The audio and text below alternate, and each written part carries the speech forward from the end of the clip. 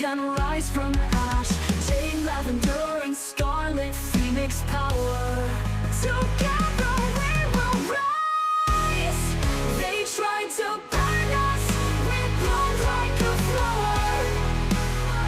They didn't know we had a Phoenix's power. Phoenix power. Let's do the time warp, everybody. Hello, hello. So happy to be back here at the gate with my lovely, lovely co-host. Sup? I don't.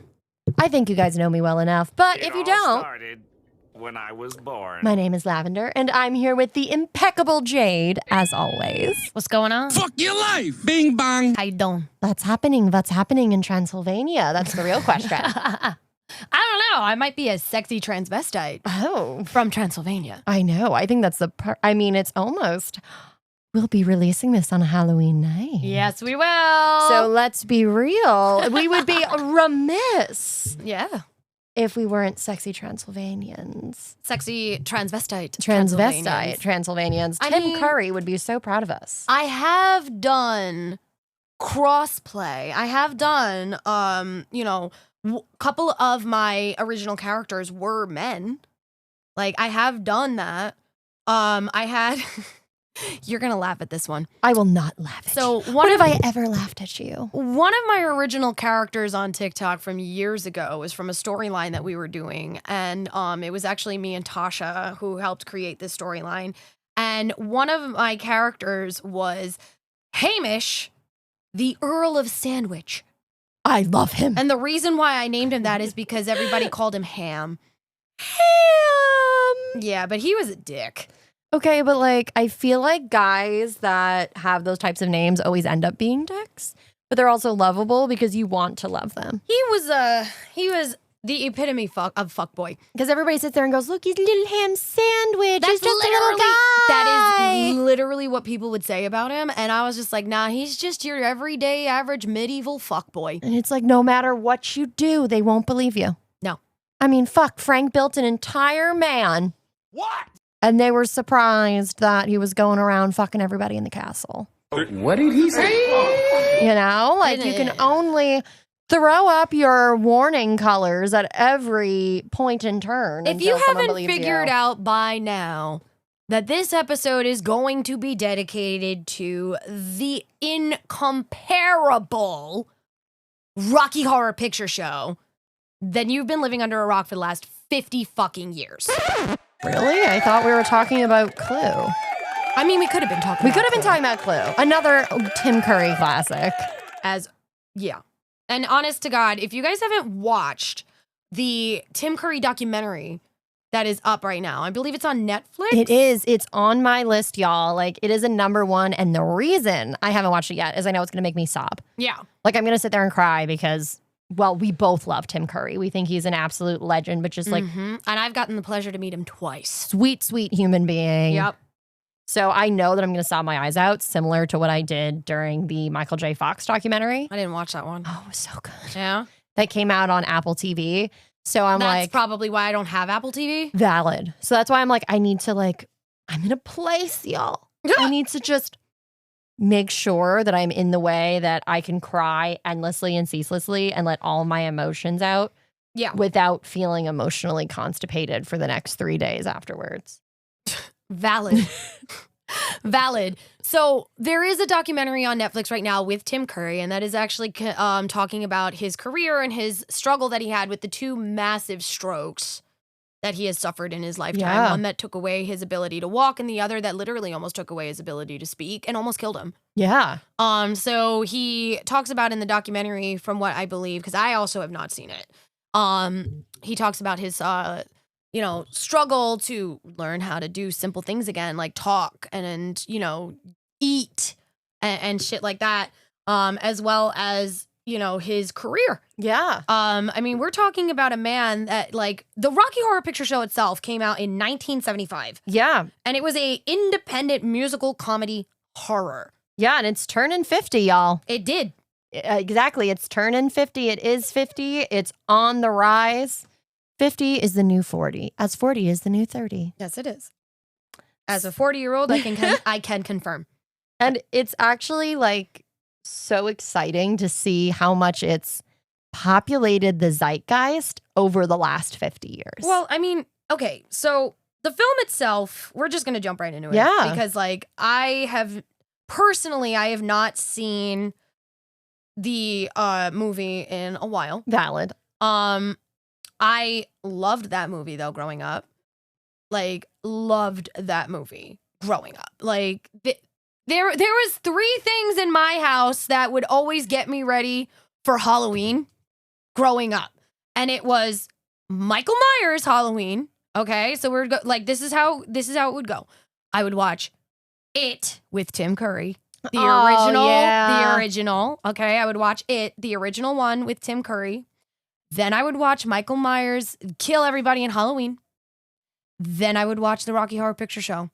Perfect. And that's how I would start leading me up to the actual. I would always do this on Devil's Night Very fair. because leading up to Halloween, before that, it was always like Halloween cartoons, like The Great Pumpkin, love Charlie The Great Brown, Pumpkin. and obviously Halloween Town, which is like Oh, my yes. favorite series from Disney. Except and for then, the 4th. We don't count you. fuck you. Fuck you. We don't talk about you. Yeah. You thought you thought thought you you- could bring you in an thought you imposter, Marnie. Yeah, no. You didn't get that past me. No. Anyway, you didn't get it past anybody.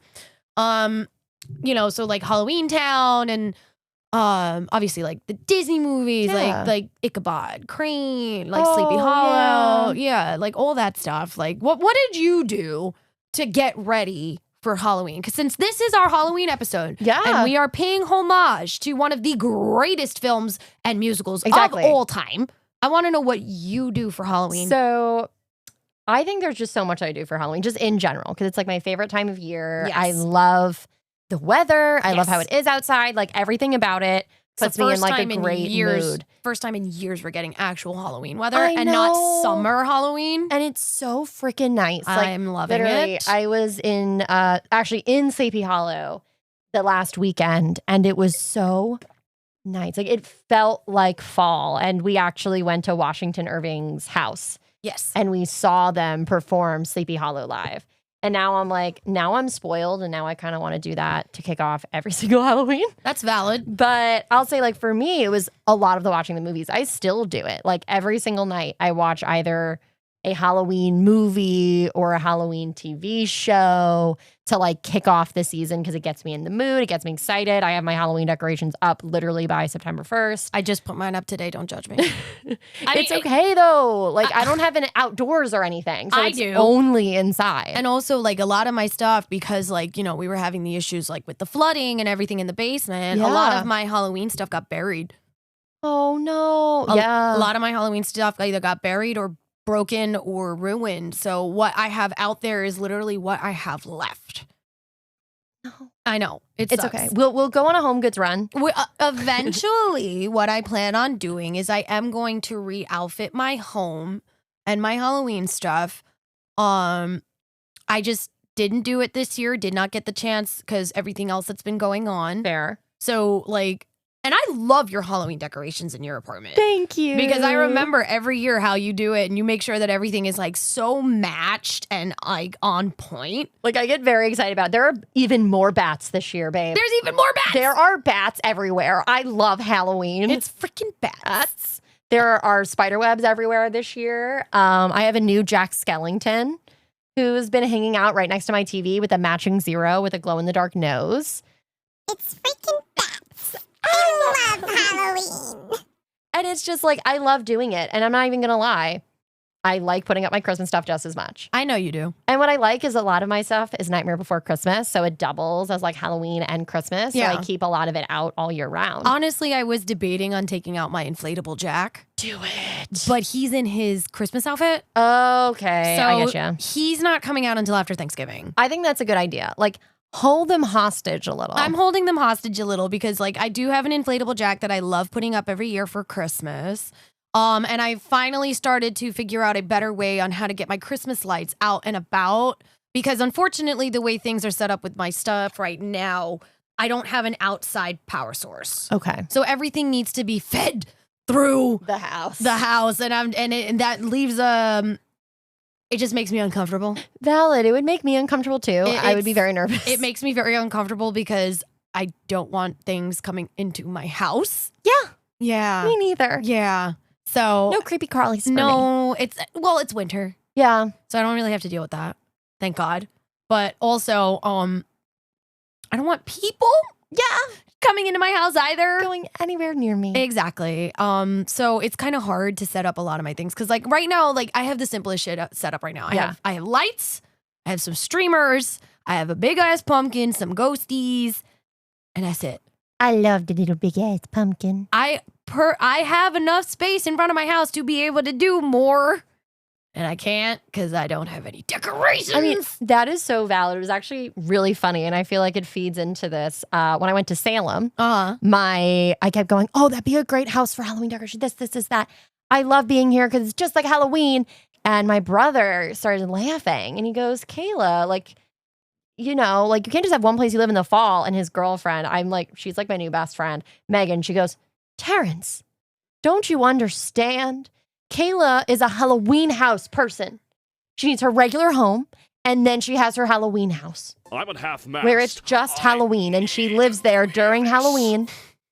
And I was like, this was the smartest thing I've ever heard, and it's completely and utterly true.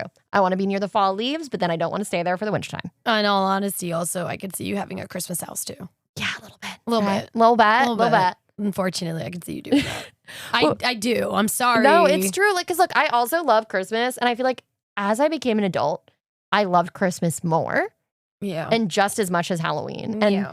I think that reason being was for a long time I was working in Manhattan, and it's depressing going into an office every day. Oh. So the thing that would make me happy Was the tree? was the tree and seeing the Christmas lights. And a lot of the office buildings, a few of mine that I worked in, they actually had a crew that would come in and decorate it all for Christmas. Yeah. So I'd come in and there'd be a beautiful tree. But we're not up to Christmas yet. We're No. still in Halloween. We're still in Halloween, but It drives me fucking crazy that they start putting the Halloween shit out in fucking June and July. yes, it does And really then fucking bug me. By the time we get to actual fucking Halloween, it's all Christmas. Fuck you. Give me Halloween. How dare you? Okay, but like big valid mood, because as much as I love Christmas, I want to be able to finish Halloween first. Thank you. Right? So like I And love then Thanksgiving's just completely erased. Exactly. And I love Thanksgiving. I'm actually one of the few people that literally will die on the hill of turkey and mashed potatoes like all day, every day. I think it's the best meal ever. Got beans, greens, tomatoes, potatoes. Yeah. But it's kind of like you don't really have much to decorate for during Thanksgiving. Just turkeys. You know, just turkeys. Cornucopias. Maybe pilgrims. No. Maybe. We don't celebrate pilgrims anymore. It's not. So it's kind No. of like you don't have many options. Yeah, I'm not going to celebrate genocidal white men. No. We jumped out I a mean- window. Absolutely not. Absolutely not. No, I'm not going to be just celebrating genocidal white men that did terrible fucking things. No matter what they're trying to Even if we are tell like, us on the news. even if we are sitting there and like celebrating Thanksgiving, which is a holiday based on genocidal white men starting to die.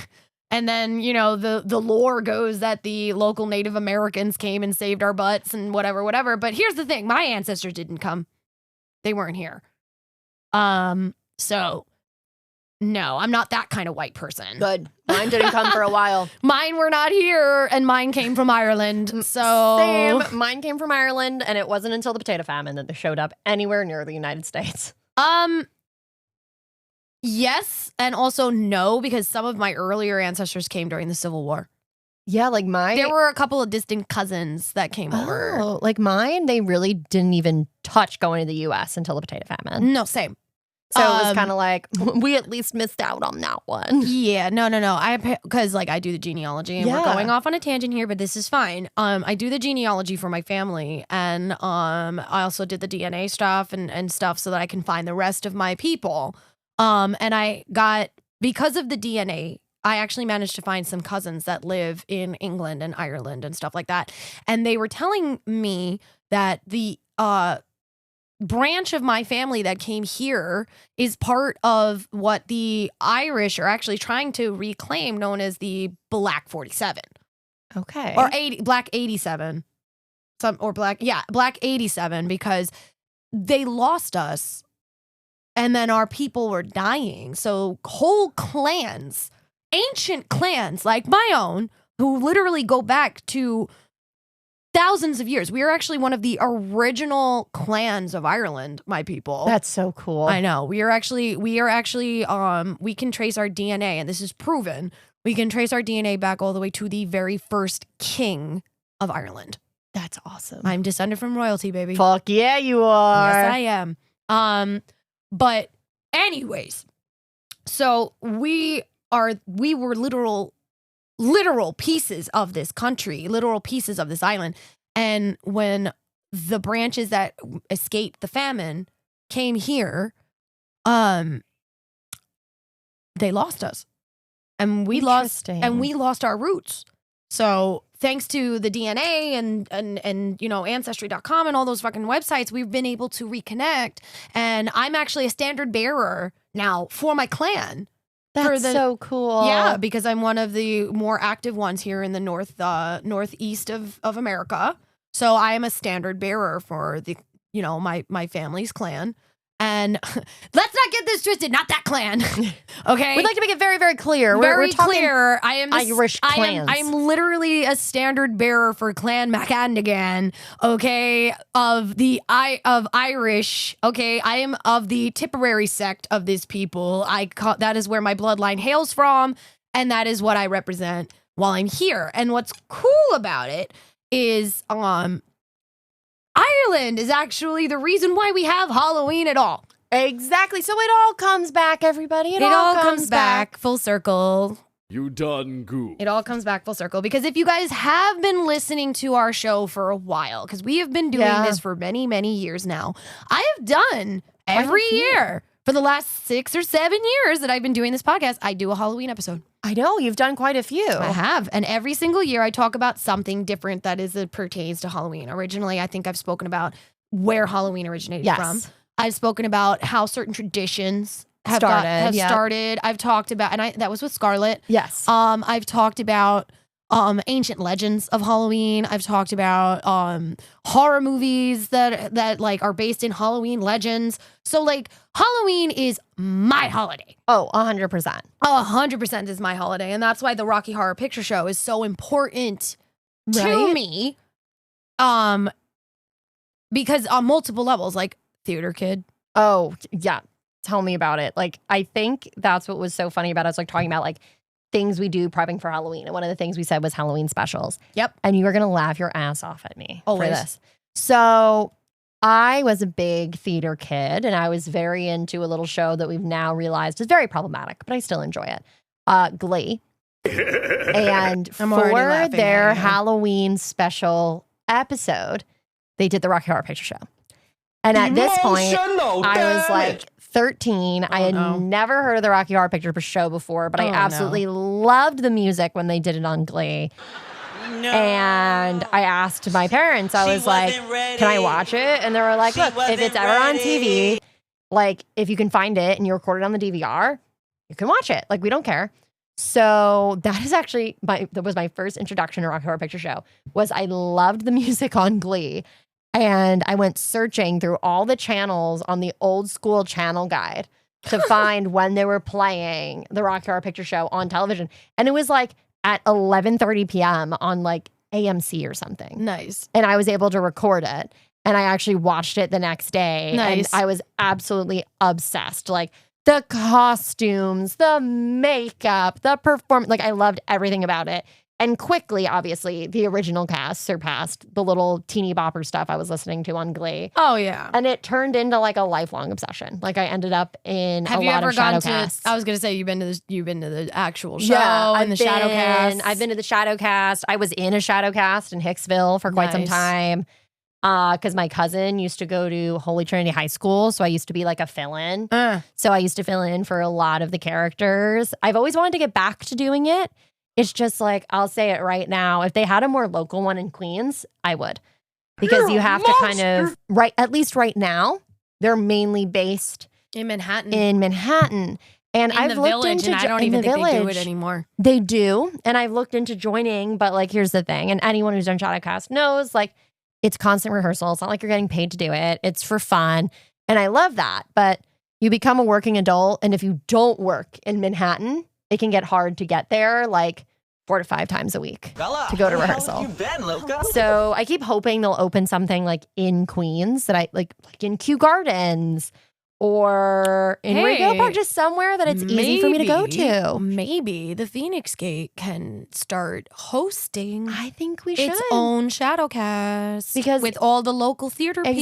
people. It would be so fun. I would love to get back into it. I absolutely love doing it. It was such a great outlet for me. Mm-hmm. And it's so crazy because I'm actually so excited because on top of the 50th anniversary, they're actually bringing back the original Rocky Picture Show on Broadway. And they just announced that Luke Evans is going to play Frankenfurter. Okay, I'm all right with that. They literally just announced it this morning. I'm literally okay with this. Hot off the presses. I am literally okay with this. Luke Evans is I great. love Luke Evans. Not only does he have like a great fucking voice, Yeah. but this guy is a hell of a fucking performer. Hell yeah. He doesn't have, in my opinion, enough exposure outside of the UK market. Like for some of our listeners who might not really know him, from a US audience perspective, he played Gaston in the live action Beauty and the Beast. Yes, I know who he is. So he really needs more exposure, in my opinion. And he's primarily similar to Hugh Jackman, even though Hugh Jackman's from Australia, primarily a theater actor. Yeah. So getting to see him in his element, I've been literally following everything, waiting for tickets to drop because I'm like, sign You me the better fuck get up. me one. Duh. Thank you. I'm like, sign me the fuck like, up. bitch, just tell me how much I owe you. Girl, I got you. That. So, a little background on the Rocky Horror Picture Show itself is a 1975 independent musical comedy horror film that was produced originally by Lou Adler and Michael White. It was directed by Jim Sharman, and it was distributed by 20th Century Fox, which has later become 20th Century Studios, whatever. So, the screenplay was written by Sharman and Richard O'Brien, who also played the supporting role of Riff Raff. Yes. I love him as Riff. Yes. So this is all based on a musical stage production from 1973, The Rocky Horror Show, Yep. with the music, the book, and the lyrics all by O'Brien. The production is a tribute to the science fiction and horror B films of the 1930s through the early 1960s. The film is Tim Curry's actual debut, Yep. Susan Sarandon, Barry Boswick. It's narrated by Charles Gray, with cast members from the original Royal Court Theatre, Roxy Theatre, and Belasco Theatre productions, including Nell Campbell and Patricia Quinn. Yep. So we're talking this experimental shit that came out in the mid-70s, people, when there was like so much fucking turmoil. And you have Tim Curry in his debut motherfucking role playing a fucking transvestite. And what I think is wild is, and this just might be like, as we talked about, and people know if you're a really big Rocky fan, it started at the Belasco in New York in terms of its New York debut. And it's crazy because the way that the many iterations of the show has come back in New York, like one of my favorite iterations they did was Joan Jett was in it. Yes. And I wish to the gods I could have gone because Joan Jett is my girl. I will do anything for her. I wish I could have seen her in that show. And the Belasco Theater specifically is home on Broadway to a lot of the more subversive shows. So literally Hedwig and the Angry Inch, that was its Broadway debut, was in the Belasco. And Hedwig and the Angry Inch was heavily inspired by drag performances and shadowcast performances of the Rocky Horror Picture Show. It's true. So it's so crazy to think that there it started on New York City's Broadway strip, and it brought in so many great, wonderful LGBTQ plus forward shows. Yep. And On top of that, it is single-handedly Exactly. it is single-handedly acknowledged as the start of punk rock fashion trends such as the torn fishnet stockings and the dyed hair. yeah, and like That was all buttons Manic Panic. all over the That was leather all jackets. Manic Panic. The oh goodness, why can't I clothespins all Clothespins. over? Like this is all because of this show. Yeah. Like all of it. And everybody's like, "Oh, it wasn't." Yeah, it was. Because people like, here's the thing about Rocky that I think a lot of people, they understand now, but at the time they didn't, No. was, yeah, it didn't do well critically. No, it But was such a negative fucking open. So fucking panned. but it's created It was a midnight movie. this life of its own as a midnight community for like, your local weirdos, i.e. me and Jade, Yep. going to a movie theater just to escape and be around a community of like-minded people who just enjoyed watching something. Yep. And I always tell people the joy of Rocky is the fact that, and I say this with all the love in the world for Rocky, it is not an Oscar film. No. It's not meant to be. It's No. meant to be a play on all these old B movies. Yep. So the whole point is to go in and have fun. Yep. And the fact that people took this by the reins and said, you know what? We're going to have the best amount of fucking fun you can possibly have. It's true. Now, And the best part about this, It's though, great. the best part about this, though, is that actually didn't start happening until a year after the film Yeah. was released. But if you guys have been living under a rock for the last 50 years, basically the premise of the Rocky Horror Picture Show is it centers on a young engaged couple whose car breaks down in the rain near a castle where they search for help. Now, remember, this is the 70s, so there's no such thing as cell phones. You're probably not finding a payphone, so you need to find help. There's no such thing as AAA. Doesn't exist. can we use your phone? Yeah, right? The castle is occupied by strangers in elaborate costumes, and they're all holding a party. They meet the head of the house, Dr. Frankenfurter himself, an apparently mad scientist and an alien transvestite from the planet Transsexual in the galaxy of Transylvania, who created the living muscle man named Rocky. So that is literally the premise. And then obviously you get like all the other fun shit that goes along with the movie. Like everyone knows Meatloaf's character Eddie. Like Yeah. that's one of those standout. He was probably one of the few in that movie that he had a following a little bit at that point. Yeah, he Because was. didn't I think Bad Out of Hell came out by then. It did. It So- had just come out. He was really like riding off that high of Bad Out of Hell. And I think he was the perfect casting. Still especially, is. Still is. Exactly. Especially if you listen about it, just the theatricality that Meatloaf yeah. goes into everything that he did Hell yeah. in his life. Hell yeah. So having him come in as Eddie, who you find out like he came in as a wanderer too and got sucked into their cult, but then half his brain is stolen by Frank to put in Rocky, and he has a whole like My spinach pus. total breakdown crash out song called Hot Patootie. Which if you listen to this song, it's actually hilarious because he's literally just like giving everyone a view into like, I'm literally trapped here. Someone please help me. Come on, Columbia. We need to leave. And it's such a fun, because the whole idea of like Eddie and Columbia is they're like groupies to these aliens. Yeah, And it's such a fun little bit to play. it's true. Because Columbia was one of the characters that I used to shadow for. And she's so fun and flirty and over the top. People have actually told me I should cosplay Columbia. I think you'd have so much fun. Like, it's such a Probably. great outfit. It's such a great style. And Columbia allows you to have a lot of fun on stage. Yeah. So the film was originally shot in the United Kingdom at Bray Studios and on location at Oakley Court, which is a country house best known for its earlier use by Hammer Film Productions. And a number of props and set pieces were actually reused from the Hammer horror films. And although the film is both a parody and a tribute to the many kitsch science fiction and horror films that they did, costume designer Sue Blaine conducted absolutely no research for any of her designs for this film. That is wild. Blaine has claimed that her creations for the film directly affected the development of the punk rock fashion trends, as I mentioned earlier. Torn fishnets, brightly colored dyed hair, spikes, clothespins, pearls, everything, all of it. And they're not wrong. So the thing is about this movie that even though it was created and released in 1975, it was an extremely it bombed. Everyone was like, this is so dumb. I don't want to watch it, man. I don't get it. I don't want to, like, a lot of it also probably was just like anti-LGBTQ. Yeah, that was a Huge. big part of it. And I Big mean, part. when you think about it, I'm not saying things were 100% perfect in the UK, but they were a little bit more evolved around these ideas. Not in the United States. They were not. So that was the thing, was they were able to develop this in the UK, still as an independent film, but they were able to do this and have a better reception with their original audiences. And it Yeah. still happens today when It they still- transfer yeah. UK productions to the US. It does happen, yeah. But it's very interesting because in the US, there was a lot of prejudice, especially around this. We were on the edge of the AIDS crisis. Yeah. Like, so people were going in going, why would you subject the children to this? You know, all that morality Ridiculous. politics bullshit.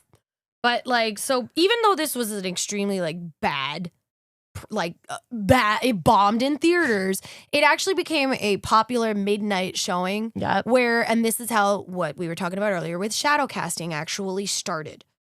So the shadow cast, if you guys haven't figured out from what we were saying earlier, is basically where people go in dressing as the characters and lip syncing to the movie at the same time as it is playing in the background. It's very drag adjacent. Very much so. And basically they started basically by doing this every single night or every other night or just becoming as popular as it did in the 70s, it actually created a genre and a niche over the entire country. Like where every single city had a shadow cast going of the Rocky Horror Picture Show at night. Like this was the ultimate underground thing to do. They is so much that there is even a full culture based on the Rocky Horror Picture Show and a full etiquette that happens at these shows. Yeah. During, you know, like even to this fucking day, like if they find out this is your first time ever attending a shadow cast, you get pulled up on stage. Yep. And you get quizzed. And if you don't answer certain things, they like, I remember the first time it ever happened to me. My favorite is the red lipstick mark for all of you Yup. virgins out there. Yep. Oh my God. And I found out recently, apparently, my boyfriend lied when he went to the Rocky Horror Picture Show. So that he wouldn't get the mark? So he wouldn't get a big V on his forehead. How rude. So I told him that when my we God. go, I'm going to make him do it. Yeah. Because he didn't actually get bathed by fire like he was supposed to. How dare you? I had that fucking shit on my face and it actually stained my forehead. Oh my God. Well, I'm very pale. Yeah, also valid. So like, and being that it was like a very bright red. I don't know what brand that they used. I don't care at this point. We're going back 25 fucking years because I did this when I was a teenager. Yeah. Where again, being in places I probably should not have been. Hey, club kids, that's what we did. You know, I went to my first ever shadow cast in the village. And because it's a very tight-knit people back then, like everybody knew everybody else, they immediately knew. If you were not a regular. I was not a regular and I was just new. So fresh meat. I was fresh meat. I got the big red V on my forehead. I was asked so many questions about the film. Like, that's what I mean. I was quizzed because they're like, you may be a virgin, but do you know? And I'm just sitting there going, I kind of know. I do know. Ask me things. And they asked me. And then that's, you know, that was my trial by fire. Oh my God. Into my first shadow cast ever. Amazing. I think I was 16, 17 at the time.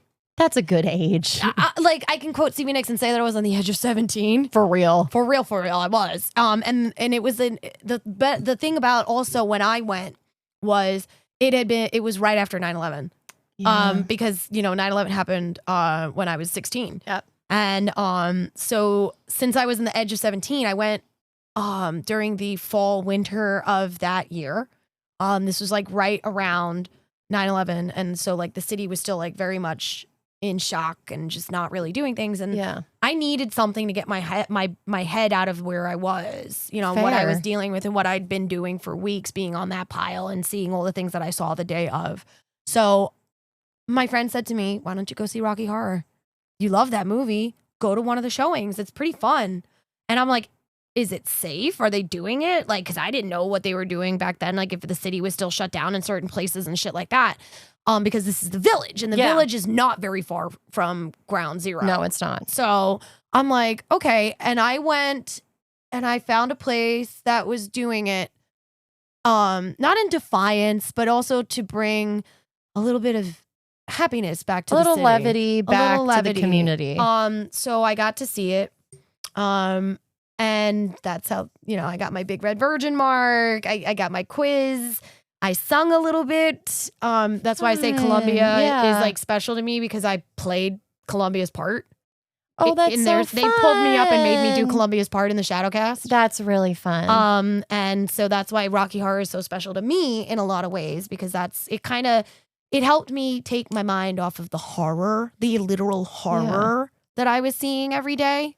So it's very, very much an important thing to me. And it's only 10 years older than I am. Which is like wild. Yeah. It's 10 years, actually less than 10 years, because it came out September 26 in 1975. Yeah. So technically, it's 9 years and 6 months older than me, but still, it's fine. You guys were meant. What it means is that your stars were meant to be crossed. Right? And then I got to meet Tim Curry so many years later. Yeah. I almost cried. I actually did cry Oh, the first time I met babe. him. The first time I met him was like right after the first stroke. Yeah. So he was in the chair and he was still smoking like a fucking chimney, bro. honestly, like, he really just said, fuck that shit. I'm going to just do what I'm I just going want. to do what I want at this point in my life. And he called me beautiful. And he told me not to cry. And I explained to him, the quick story, because you know how you do when it's at these Yep. places. It's quick. And he was just like, well, thank you. And I go, no, fucking thank you, motherfucker. Oh, and like, and he's even said just how much hearing about what this early role he did Yeah, his first role. meant to so many people, because kind of how he said, like, it was so critically panned Yeah, I know. that it was pretty defeating for a lot of these young actors I'm sure. who had like just come into the scene. And it makes me really happy to see when these actors come and, like, for example, Barry Bostwick, he loves going to Shadowcast. Like, Yeah. he will just go and he'll give money to help sponsor these Shadowcasts and put on performances. He'll come up and do the callbacks for Brad. Yep. I mean, he raises money a lot of the time for charities by taking his own tidy whities and signing them as Brad Majors Yeah. at conventions. And I just think there's so few movies, I feel, that have that same gravity. There's very few. Like, there's plenty of cult following films, but I feel like Rocky is one of those, like, Rocky, I think, is the original. it's its own stratosphere. It is. It is actually, because you still get limited releases even now in 2025. Every single Halloween here in New York. Yep. It is the longest running theatrical release in film history. And I'll say, and I miss when they used to do this, one of my favorite re-releases they used to do. And when I lived in Florida, I used to always go to the re-releases because my friend Adam lived with me. And Adam and I love Rocky. So we would go for the re-release. Every year we were working around Halloween time. Mm-hmm. But I miss it. And I hope now that they have Dark Universe, they might bring it back. We'll see. Was Universal Studios actually used to host a whole Shadowcast set of performances for Rocky. So all through Halloween, in conjunction with Halloween Horror Nights, you could leave Horror Nights right after and go right into a midnight showing of the Rocky Horror Picture Show. And they had great performers, great callbacks. They used to give you the little prop goodie bags, like the full prop goodie bag. Yeah. So you would get the rice, you would get the what was there was the rice, there were the little squirt guns. Squirt guns. Was there silly string? Because in a couple of places, I went Sometimes to, there it was silly string. I don't believe there was silly string in this one, but they did have the squirt guns for when it rains. Yeah. They had newspapers. Yeah. And it was so fun. And I wish they'd bring it back because, I mean, this isn't saying that it's not fun to see them in these really small theaters, but it was really cool to see a small theater crew who were obviously just people who locally did it in Orlando doing it on like fucking Universal Studios budget. So they had like the full blown costumes and the sets, and it was just so fun. And I wish they'd bring it back. Like, I'm like, please, Universal Studios, bring it back. It's alive. Please. But speaking of, it's so fun how it plays on a lot of classic horror. Like, y'all, Frankenfurter is obviously Victor Frankenstein. Hello. Like, the creature and Rocky are very much in the same vein. And I think what's fun about it is the way it pokes fun. Like, they're like, and as I've been joking all around the internet, if you follow our socials, that finally we have canon hot Frankenstein's monster coming to us I'm from Guillermo del excited. Toro because, and I've been explaining this to my boyfriend. I'm like, no, the creature is not ugly at all. He's hot. Like in the book, he's hot. He's like, I think you just got a creature thing. I'm like, I do, but also like, no, he's like a hottie. So I think it's hilarious when they do the Rocky scene in with Frankenfurter. And it's the whole I'm going to make you a man sequence. And they have him come out and everyone's like, oh. I mean, hello. And like the drama, people are fainting. He has little wrapped up like barbells for him. I was like, exactly. This is how Papa Frankenstein should have treated the creature. He might have lived to tell the tale. I mean, honestly, we're talking about a movie, about a play, about something that is so influential and important to the actual LGBTQ scene. In ways that like most people don't even understand unless you are a member of the Alphabet Mafia, as you and I are. Exactly. People don't need, like, they do not understand that like Frankenfurter has become an icon of queer identity. Oh, 100%. Like there are still great, awesome debates that I see online. Like throwback to my Tumblr role play days actually was people would literally role play Frankenfurter and do all of this insane analysis into the character's like queer identity and how that related to the other characters in the show. Like, and they'd pull in references from the unofficial sequel to Rocky Horror. Mm-hmm. And it was such a fun experience to see because, like, let's be real, a lot of the people in these forums, fellow members of the Alphabet Mafia. Of course. And seeing the way that people identified and expressed their own queerness through just writing a fun character on the internet, I think speaks many volumes. It does. One of the first actual publications that were ever created about bisexuality was because of the Rocky Horror Picture Show. So there is a book called Bisexuality, the Rocky Horror Picture Show, and Me. And it's by Elizabeth Reba Weiss. And it's part of the publication By Any Other Name, Bisexual People Speak Out, which is in 1991, an anthology that was edited by Lorraine Hutchins. And I'm going to butcher this name, Lani Kahumanu. And it's about the history of the modern bisexual rights movement. That is one of the first publications of bisexual literature. And it's literally because the Rocky Horror Picture Show allowed people to express themselves, because originally there was straight or you were gay. There was like nothing in between. And you couldn't even say that you were gay openly because you'd get killed or you'd get shunned or you like just no. It was absolutely no. There was no. And that was a big thing. So then the Rocky Horror helped allow people to now sit there and be like, okay, well, I don't identify as straight. I don't identify as queer. What am I? I'm a bisexuality came in, started becoming, even though it's still being erased to this day, but we don't talk about that. We can't even get into that. We're We're gonna going to get turn into a whole different episode of the podcast. So we're going there. But, there's that. And then also like drag. Yeah. Drag. Like people hi, Rocky. The podcast kitty is demanding his attention.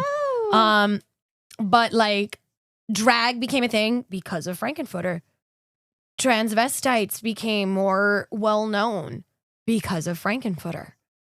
Because of these wild aliens and the cult that they have and all these parties. It became okay to not have traditional looks anymore. It became okay because of this fucking film and because of the Shadowcast and the acceptance that you find in them. It became okay to start expressing yourself more in your gender identity, which even to this day we still have wars about. Yeah. Which is fucking That's not 50 years later. Even now that we're still like having this argument. 50 years later, we are still sitting here going, men can wear pink Crazy concept, I know. and boys can dress in makeup. I mean, ask any emo What? boy ever. Yeah, right? Like, God forbid, like, you wear a little eyeliner. You're gay. Yeah, how could you? And How it's like, well, could thank you? you for noticing, Well, yeah. actually. Well, thank you. Yes, I am. Thank you for putting up with me. But we're also talking about like dances were created from this movie. Obviously, the time. Oh warp. yeah, obviously the time warp. There are so many cultural influences from Rocky Horror. This has been featured in episodes of The Simpsons, Venture Brothers, Cold Case, Tuca and Birdie, The Boondocks, Glee, as you mentioned Hell earlier, yeah. The Drew Carey Show, That 70s Show, Deutschland 86, Mickey Mouse Clubhouse. Fucking did it. American Dad. They all spotlight Rocky Horror, such as films. The Vice Squad from 1982, Halloween 2 from 2009, and The Perks of Being a Wallflower because in it's 2012. Fun fact, because that's like my favorite book, and I do actually really enjoy the film version.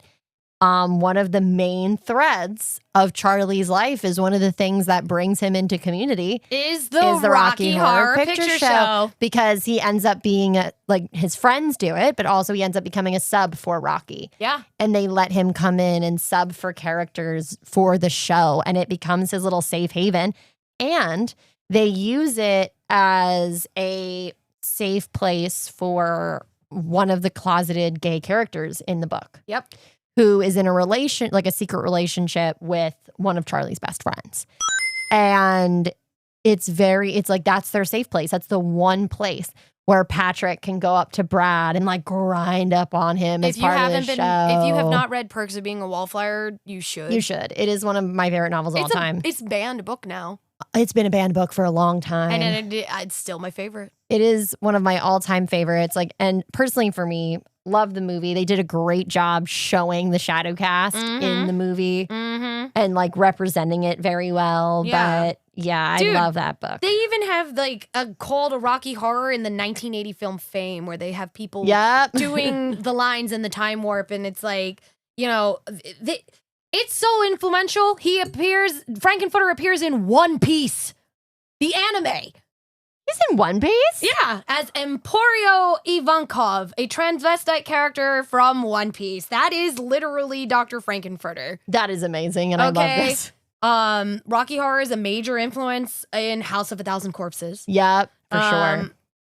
Like, The Room is also, like, influenced by this. Tommy Wiseau's Room. Also Rocky Horror has also inspired John McPhail's zombie musical Anna and the Apocalypse. Yep. Sabrina Carpenter's Tears music video takes inspiration from the film. That was so great. Anybody that's a Sabrina Carpenter fan, which I am, it is a wonderful music video. Please watch it. Coleman Domingo's in it. There's drag. There's Rocky. It's great. It is. They did what most people, I guess, don't realize unless you're deep in Rocky lore is there was a sequel. That's what I was talking about earlier. Shock Treatment. No. Not Shock Treatment. O'Brien drafted a sequel titled The Rocky Horror Shows His Heels in 1979. Interesting. The script featured the return of all the characters from the original film, and O'Brien wished to reunite the original production team. But Sharman did not wish to revisit the original concept so directly, nor did Tim Curry want to do it again. And that's valid. Yeah, that's valid. Like, a lot of folks want to be able to move into new roles in their careers. And Tim Curry is a character actor primarily. Yeah. So he didn't really want to be locked in any specific character box, or it genuinely could have hurt his career in a lot of ways. So Sharman actually did end up reuniting with O'Brien, and that's where they get Shock Treatment, which came out in 1981. It's a standalone, though. Yes, like technically it's related to Rocky Horror Picture Show because Brad and Janet come back. Yes. Like, they're married at this point. And it's actually really interesting in Shock Treatment because they actually talk a lot about how their marriage is dysfunctional because they discovered these things about themselves, but they're still living like this Denton, Ohio, like mindset. They also do a lot of commentary on consumerism because essentially Denton is taken over by like fast food moguls. Yeah. And it's kind of amazing, and I wish everybody's seen it. O'Brien did actually want to do another attempt at a sequel in 1991. And he wrote something called Revenge of the Old Queen. Yes, I do know a little bit about this one. Not as much as Shock Treatment, though. So go on. Basically, it was produced by Michael White, and they were trying to get it in, and they commenced pre-production. However, Joe Roth, who was the head of Fox Studios and he was ousted in 1993, the project has been shelved indefinitely and the script went unpublished. Bootlegs have leaked online and a song from the original demo does, reach out to fans, but it remains property of Fox and the producer of 2 prior films and remains unlikely to ever be revived. Yeah, which Like, it's just never going to happen. and that makes me sad because I'm like, look, even if but they're never going to release it because No. they're like, we can't let anyone else make money Yeah. on this property. Yeah. But at the same time, like, it would just be so nice to have like even like an independent production of it done, even if it's like a staged reading. Well, got you there because in 1999 and 2001, O'Brien actually was working on a 3rd attempted sequel project with the working title Rocky Horror: The Second Coming. And it was intended as a stage production with the option to adapt to film if it was met with success. Okay. It integrated plot elements from Rocky Horror, shows his heels, paired with all new songs, and O'Brien completed the first draft of this script, and it was read by Terry Jones. In the story, Brad's brother Steve seeks revenge on the aliens in the first film after Brad becomes a Las Vegas go-go dancer Yes, And- I've heard parts of this. and Okay. falls to his death from a trapeze wearing only 6-inch heels and a rhinestone choker. Yep. Also revealed as Sonny, the illegitimate son of Janet and Frank, and heir to the throne of transsexual. Yep. The script was never made it past the early draft stages, but it has been shared on many fan sites. And then O'Brien produced Shock Treatment for the theatrical stage with its premiere at the King's Head Theatre in London in the spring of 2015. So that is why we have never gotten a sequel. No, it's basically either lives in development hell or it Yup. just did not get the heels, so No. to say, that it needed to rise. Yep. But there have been remakes of the Rocky Very Horror. many. I mean, I'm going to shout out my least favorite. Victoria Justice. Girl, you're not very good. You need to stop. No.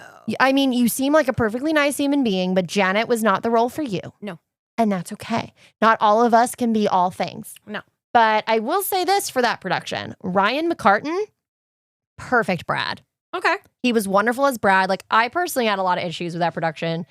And I personally didn't like the Laverne Cox casting. I don't think Laverne Cox really played Frank as Frank, Yeah. which is fine. I really like Laverne Cox, but she just didn't play the character. She played herself Yeah. playing the character, which is Yeah. fine, but not the vibe I wanted. And I'm actually surprised Adam Lambert actually played Eddie. Oh, he was great. He was. He was great as But Eddie. I mean, we're talking Adam Lambert here, and Adam Lambert is pretty much great in almost anything. he That does. is so true. I wish I could have seen him in Cabaret. Oh yeah, me too. They did get Tim Curry to play the criminologist. Yes, which was really fun to see him come back. Yeah, and they got Annalee Ashford to do Columbia. Yeah, she was okay. Eh. Well, here's her thing. Totally not her fault. Like, she got pregnant like right before they started rehearsals for the shows because they don't do this as much anymore, but they went through a phase on TV which you either had really good productions, like the Grease production, Yeah. or you had like really bad ones, like the Peter Pan one. Awful. Carrie Underwood and Sound of Music. Awful. But they did a whole like live show kind of revival on television. I remember Wiz. that. I remember Awesome. that trend. I remember that trend. So, and this was part of that trend. Like Fox was trying to pick up on it. Remember because they did it with The Little Mermaid. Yeah, they did it with for Disney. They did it with Beauty and the Beast. Yep. Like I remember there was like every other fucking month they were coming out with a new live. Yep. It was live show of like a play or Yeah. a movie, and I'm just sitting there going, And NBC kind of kicked it off. What? Like Hairspray was very good. Hairspray But was good. NBC really kicked it off. And then Fox went, oh my gosh, we need to do it. And they're like, what's the one musical property we have? Oh, And they said, Rocky Horror Horror Picture Show. And it's like, I think it's one of those shows that while people are like, but Kayla, it's not an Oscar nominated movie. How could you be like so judgy about it? I'm like, but it also has a very specific feel and vibe. Hello. Like Ryan McCartan was so willing to just be Brad. Same with Adam Lambert, even though he was playing Eddie, who doesn't have the most screen time. He was so into being Eddie. And I think Annalee Ashford would have done a lot better if she didn't get like really pregnant before the show. So like that wasn't her fault. It was more like she was really, really pregnant. Like she was about to pop pregnant. Yeah. So she really couldn't do any of the dance numbers. No. She really couldn't do the things she would have normally done. There's nothing we could do about that. I do tip my hat to Fox for them not just like dropping her because she was pregnant. Thank you for that. I will give them that. Especially because Fox is like kind of the worst. That's but buddy. They are. I will give Fox that. But, you know, I think the reason for me, and some people really loved it, the reason it failed for me was I didn't think the actors were so involved with the characters the way that they're supposed to be. Except for the ones that actually like were obviously. They were obviously getting really into it. Like not Ryan, even just that. I'm pretty sure that these are also people that are like actual fans. Yes. So like Ryan McCartan, he was so into it and he really owned it. What was fun about him was you could tell not only was he extremely talented, he could sing super well. He could dance really well, triple threat. I mean, he's been on Broadway playing Jay Gatsby right now in the Great Gatsby musical. Yep. He really obviously loved Rocky. Mr. Gatsby, it's 3:00 in the morning. Today's the day. That's how I feel every day. That's how I want to feel every day. I want love like that. That's my manic energy is that little soundbite from the Great Gatsby musical. And one day I will see it, people. I will finally see it. But you could tell he loved it. Yes. And here's the thing, Victoria Justice, and this is also like, she doesn't have a very strong singing voice. You done goofed. So, you have these songs that need that because they're so high-pitched soprano. Yeah. That if you can't really hit those notes, they should have at least maybe adapted the music for her, changed it in some way. Or at least dropped the octave. Please, like, if you're dealing with someone struggling. If you're dealing with someone that is not a soprano, who's obviously a tenor, you need to be able to do that key drop. You need to be able to do that. I am not a fucking soprano. I can sing some soprano notes though. Yeah, I'm a mezzo. I'm a tenor. Like I even though I was never in choir, I know that my voice is mid-range and lower pitched. I can hit upper register notes, don't get me wrong. I can. Can I sustain them? Absolutely not.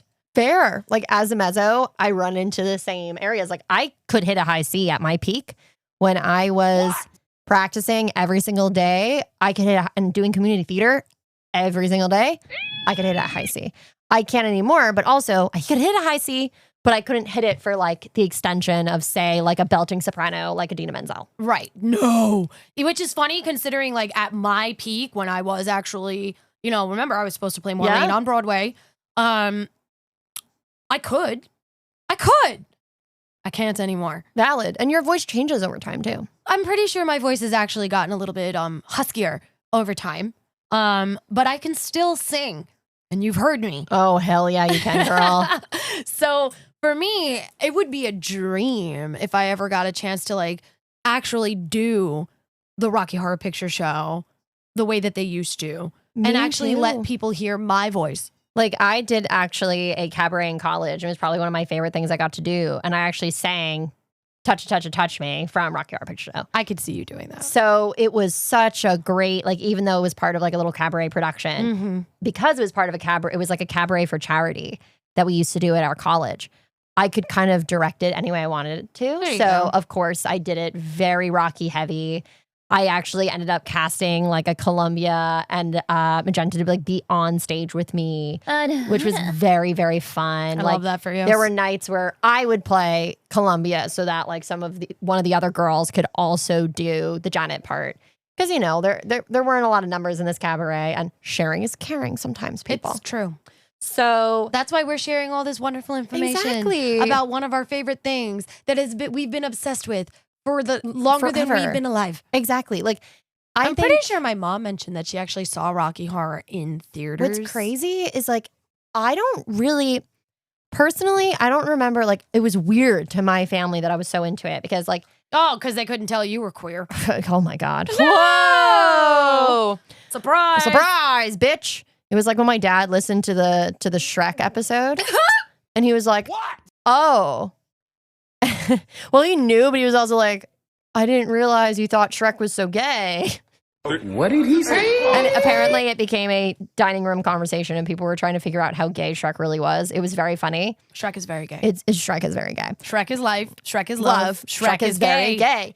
But you should listen to that episode, by the way. It is absolutely Unhinged. unhinged. But what's great about Rocky is like it didn't really strike my parents why I would love it so much because they didn't really watch it. And for me, I was like, this is my subculture that I feel so My mom, proudly a part of. My mother actually made sure that I was very well educated when it comes to music, when it came to theater, because this was her subculture as well. Yeah. Like my mother was in high school in the 70s in Manhattan. She went to the High School of Art and Design. You think that she didn't go to the original Shadowcast? You're fucking wrong. And then she said it was like a rite of passage when she found out I did it. Aww. When she found out I did it, she was just like, oh my God, you are my daughter. I'm like, fuck you. Like, okay. But, you know, that's it. It amazes me that like Rocky can still bring people from so many different backgrounds together. Agreed. For the last 50 years, it has been doing it. And honestly, I'm hoping that if you and I get to live another 50 years, that we will continue to educate and be able to see people enjoying Rocky Horror. Hell yeah. And this is what this world needs. We need more things that bring us together in joyful ways. In joyful ways, not evil ones. And that's the important thing Yeah. and the best way to spend your Halloween because here at the gate, we'll be spending it together. That's right. So here's a quick plug. If you are out and about on Halloween, we will be at actually Club XIV enjoying their final showing of the Queen of Hearts. And then we'll be heading over to the Flying Fox Tavern in Brooklyn. And if you are just so inclined and you want to come hang out and you love Jade so fucking much, you can find me haunting the McKittrick Hotel at Tell No One on Saturday night. So Yeah, girly. that's where we're going to be. And as always, if you are not following us on all of our social media, there will be more releases because we finally got some files that needed to be like fixed up. I finally got the interview files fixed. Yay. So I will be releasing those on our YouTube, on our TikTok. We will be releasing that also on our Instagram. So if you are not following us, what the fuck is your problem? And on that note, see you next time. Bye, transvestite. Until next time. Bye-bye. Bye.